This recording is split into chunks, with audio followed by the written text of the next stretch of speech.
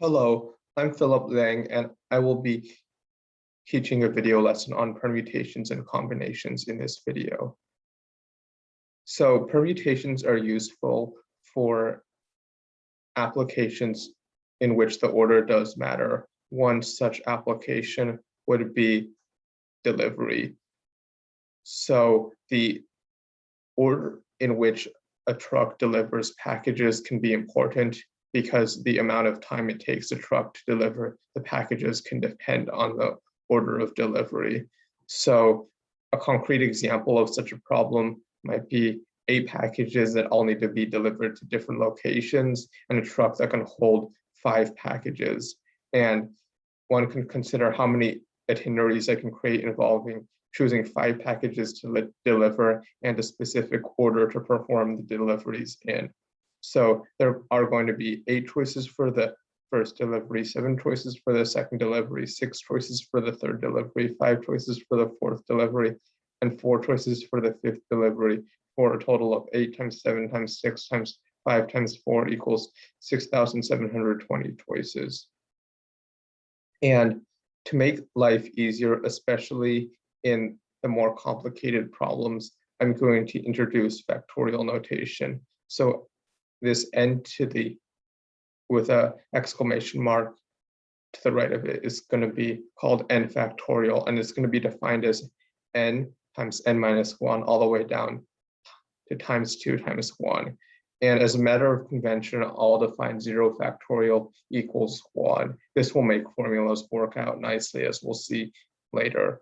And so we can rewrite 8 times 7 times 6 times 5 times 4 as 8 times 7 times 6 times 5 times 4 times 3 times 2 times 1 over 3 times 2 times 1, where I'm just multiplying and dividing by 3 times 2 times 1. And this is going to be equal to 8 factorial over 3 factorial, which is a nice compact expression. Similarly, I can consider another permutations problem, which involves a group of 15 people and the number of ways to choose 7 people from this group and arrange them in a line, and order does matter here. So you can pause the video here to work this out on your own or proceed to see me work it out. So it's going to be 15 times 14 times 13 times 12 times 11 times 10 times 9 equals 32,432,400 choices. And alternatively, this number of choices could be written as 15 factorial over 8 factorial. And this is a lot more compact again. So the permutations formula can also be derived for the general case of choosing R items out of N items in a way that order does matter. So NPR equals N factorial over N minus R factorial is going to be the number of ways to choose R items out of N items. Now, there is another variant called combinations, and this is for counting the ways to choose items when order does not matter. So we can think about this example. How many ways can we choose 5 people from a group of 8 to be on a committee? And this is going to be 8 factorial over 5 factorial over 3 factorial equals 56. And you can think of this as first writing out all the permutations and then grouping together all the sets of permutations which are just different by order. Since order doesn't matter, we are collapsing those together. So there are 6 possible ways, 3 factorial, of ordering these people. So when we collapse the ones with the same order together, we divide by 6. And this leads to the combination formula for choosing R out of N items where order does not matter. And the number of ways to do this is N choose R, which is how we pronounce this, equals N factorial over N minus R factorial.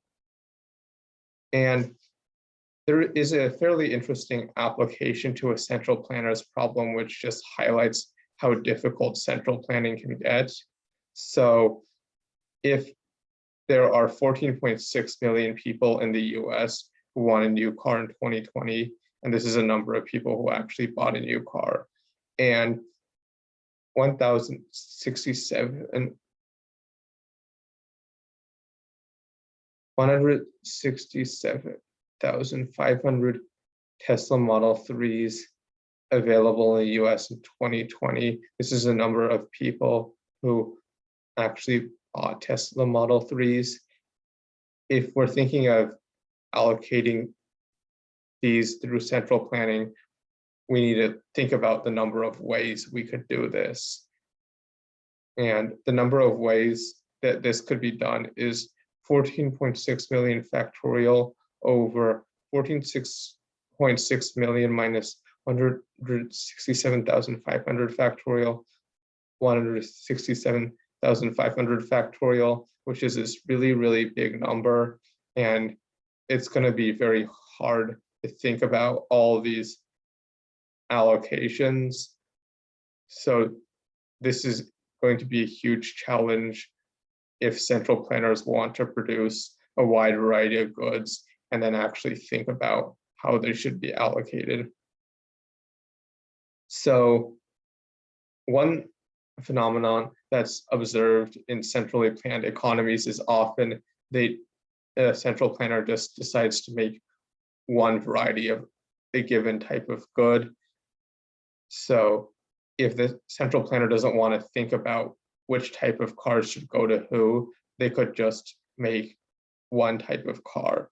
For instance, if they choose to make only Tesla Model 3s and they scale up production to 14.6 million so that everybody who wants a new car in 2021 is going to get a Tesla Model 3, then this simplifies their allocation problem. There, you can work out the formula 14.6 million factorial over 14.6 million factorial over 14.6 million minus 14.6 million factorial. So this part's going to simplify to 0 factorial. So this is just going to be 1 over 0 factorial. And obviously there's only one way to allocate these cars.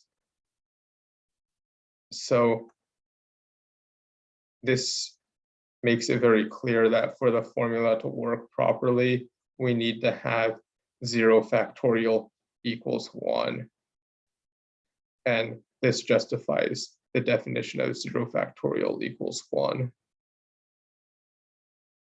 And another property of factorials is their recursion property. N factorial equals n times n minus 1 factorial. And defining 0 factorial equals 1 also allows 1 factorial to satisfy this recursion property. So that's also nice. Now I'm going to link combinations to strategy.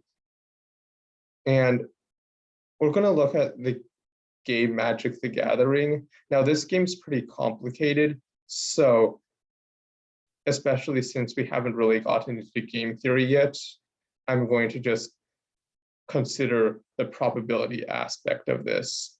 So we've decided to build a deck of 40 cards, and we have 2 types of cards that we could choose, lands and spells.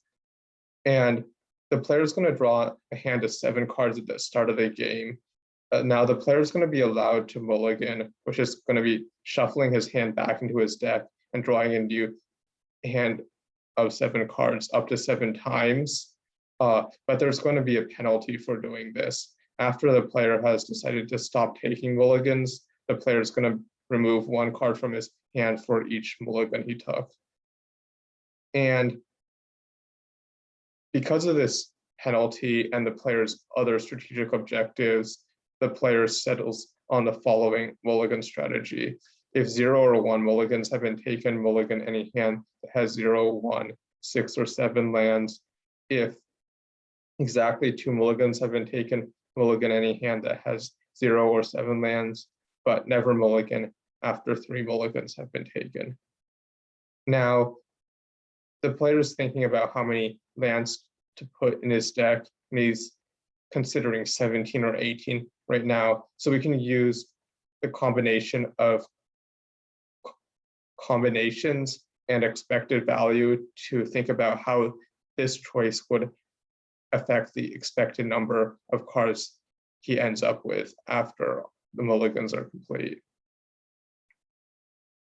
So this is the type of thing that strategy writers will do when they write about game strategy. They'll use these notions of combinations and expected value to perform this type of calculation and therefore provide some guidance to players. So we need a denominator because we're going to think about computing expected value through computing the probabilities of having to mulligan at various points. So we're going to think about the total number of hands of 7 cards, and we are going to view all the cards as distinct, and the number of 7 card hands is going to be 42-7. Now, I'm going to, because these calculations are going to be similar, I'm going to think first about the probability of K lands in the hand with N lands in the deck total. So there's going to be sort of 2 components to the number of ways you could get a hand with a specific number of lands. First is a number of ways to get the lands, which is going to be N choose K. Now we're going to observe that everything that's not a land is going to be a spell. So the number of spells is going to be 40 minus N.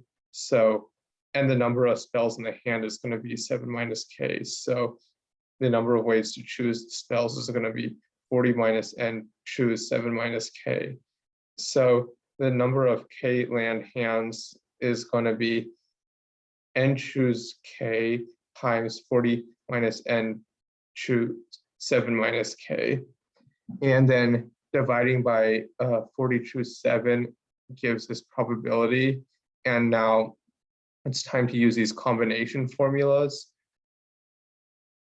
So here's a formula for N choose K for the lands. Now for the spells, it's going to be 40 minus N over 7 choose 40 minus N factorial over 7 choose K factorial, 40 minus N minus 7 choose K factorial. And then we'll go ahead and simplify the argument for this factorial into 33 minus N plus K factorial.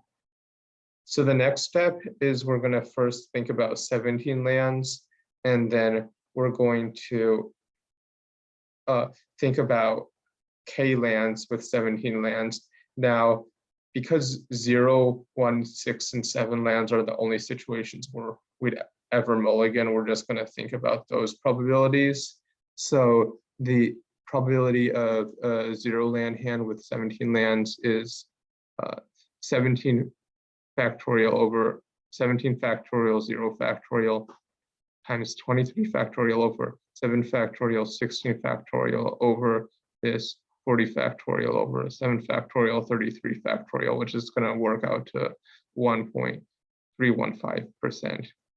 And then there's going to be an analogous calculation for 1 land hands with 17 lands. So that's going to be plugging in 17 factorial over 16 factorial 1 factorial times 23 factorial over 6 factorial 17 factorial over 40 factorial over 7 factorial 33 factorial equals 9.205%. And then we go to the 6 land hands.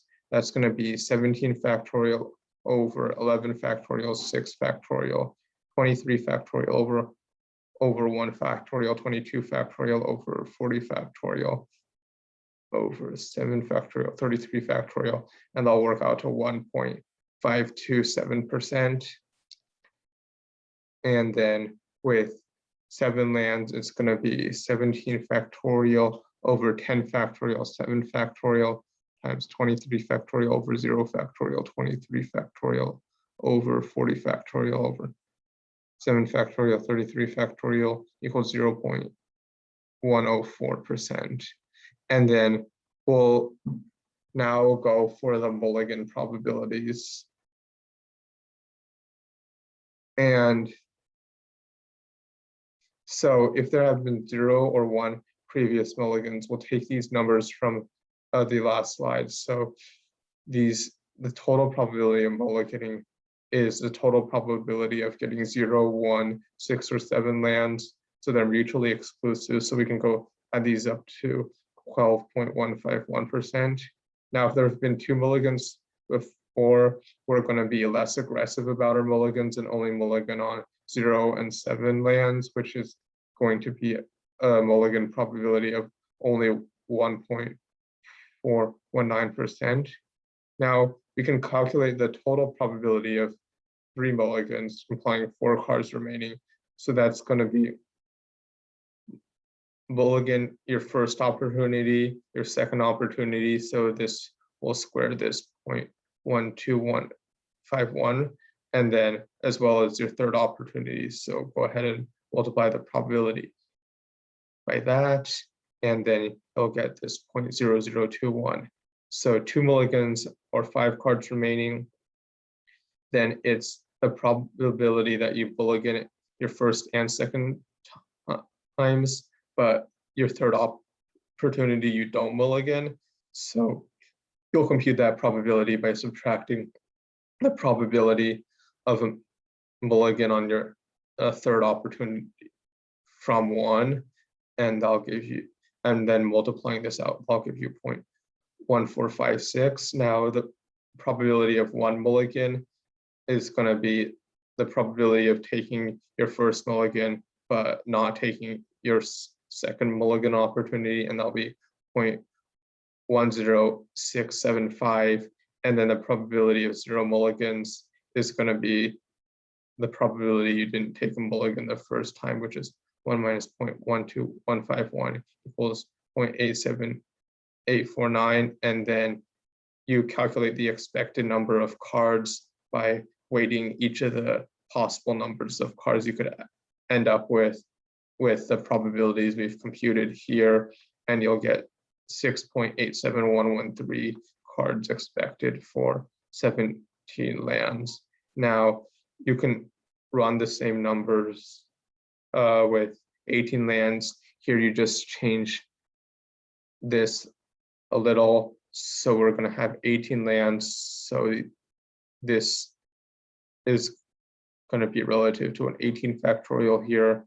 This 22 is the number of spells. So that affects the number of ways we have to select the spells. So the probability of a 0 land hand with 18 lands is 18 factorial over 18 factorial, 0 factorial, 22 factorial over 7 factorial, 15 factorial over 40 factorial over 7 factorial, 3 factorial. And this is going to be lower than with 17 lands. And the intuition is, as we're increasing the number of lands, we are reducing the chance that we get a hand with an unacceptably low land count, since these unacceptably low land counts of 0 and 1 are less than what we'd expect to get on average. So here, the probability of a 1 land hand with 18 lands is 18 factorial over 17 factorial, 1 factorial times 22 factorial over 6 factorial, 16 factorial, all over 40 factorial, 7 factorial, 33 factorial equals 7.204%. And then for 6 land hands with 18 landed, it's 18 factorial over 12 factorial, 6 factorial, 22 factorial over 1 factorial, 21 factorial over 40 factorial over 7 factorial, 33 factorial equals 2.191%. And since we're adding more lands, the probability of these unacceptable hands with more lands than average is going to increase.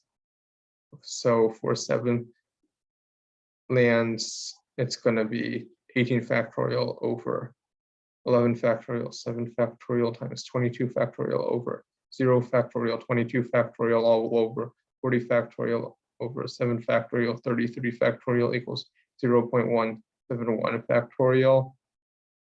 And now the similar methodology, we calculate mulligan probabilities for 0 or 1 previous mulligans, and they'll sum up to 10.481%, and then 2 previous mulligans, they'll sum up to 1.086%. And this is going to be lower than the last time.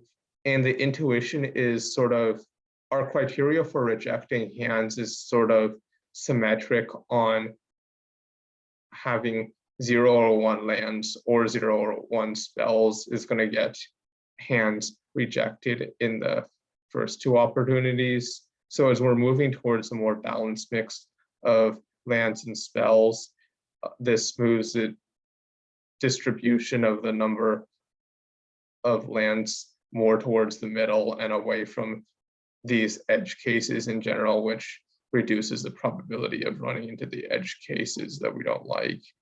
So then similarly, we can calculate the probability of 3 mulligans is 0.10481 squared times 0.01086 equals 0.0012. The probability of 2 mulligans is 0.10481 squared times 1 minus 0.01086 equals 0.01087, and the probability of 1 mulligan is 0.10481 times 1 minus 0.10481 equals 0.09382, and the probability of 0 mulligans is 1 minus 0.10481 equals 0.89519, and then when we weight these by the expected number of cards, we'll get 6.8884. That's going to be higher than it was with 17 lands, and this makes sense since as we're mulliganing less, we're losing fewer cards to mulligans, and therefore we end up keeping more on average. So this will conclude this video.